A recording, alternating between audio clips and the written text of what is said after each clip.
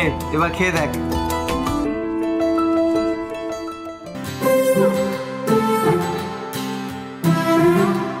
কি কেমন হয়েছে? দারুণ। ও মেজেটু, তুমি সত্যিই ম্যাজিশিয়ান।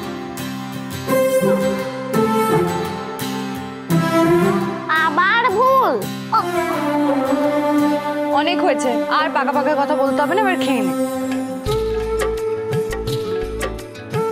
এরকম সেদ্ধ আমার খেতে খুব ভালো লাগে। আচ্ছা বল তো দেখিয়ে দে কি কি আছে। আলু, কুমড়ো, টমেটো আর লেবু আর হরগৌরির ভাজা মশলা। আর কই, আর তো কিছু নেই। হাসছো কেন তোমরা? হাসছি কেন? তোমার জিভের এত ধার, বাবার মতো চেকেই বলে দিতে পারো কি রান্নায় কি কি আছে। ওর মধ্যে যে উচ্ছে আছে বুঝতে পারলে না তো? এতে উচ্ছে আছে? কই, তেতো লাগছে না তো? হ্যাঁ সত্যি তেতো লাগছে না তো? ওটাই তো ম্যাজিক। এমন উচ্ছে মাখা হলে তো আমি রোজ রোজ খেয়ে নেব। তুমি এমন করে আমাকে রোজ মেখে দেবে বাবা? আচ্ছা ঠিক আছে, আমি বানিয়ে দেবো। আরে শঙ্কর, বলছি বিয়ের রান্না বান্না কোথায় হবে? ওর আখের খালে কি বলো দেখি, ওদের বিয়ে রান্না বান্না কোথায় হবে ওদেরই জিজ্ঞেস করছো? কেন বাবা, পাইস হোটেল তো খোলাই থাকবে, সব রান্না পাইস হোটেলেই হবে।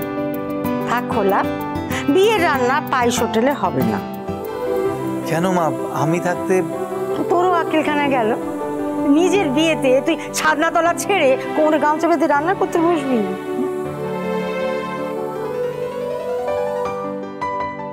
ওসব হবে না। খাওয়া দাওয়া নিয়ে তোমাদের ভাবতে হবে না।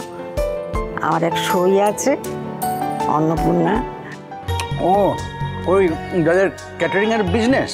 হ্যাঁ, আমি ঠিক করেছি শঙ্কর আর ইসমাতের বিয়ের রান্নার দায়িত্ব ওদেরকে দেব।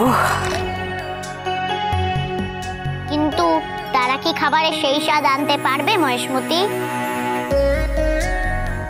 হ্যাঁ এটাও তো ঠিক। আলবাত পারবে। বেশি পাকামি করিস না তো দিদি ভাই। অন্নপূর্ণাদের আমাদের মতোই অনেক পুরোনো দিনের ওই ক্যাটারের ব্যবসা।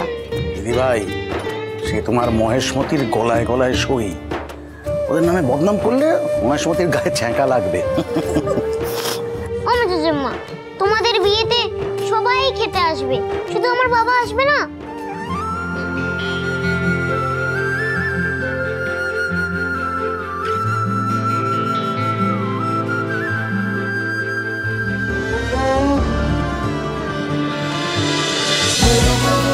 হরগৌরী পাইস হোটেল, সোম থেকে রবি প্রতিদিন রাত 10টায় স্টার জলসায় ও ডিজনি প্লাস হটস্টারে।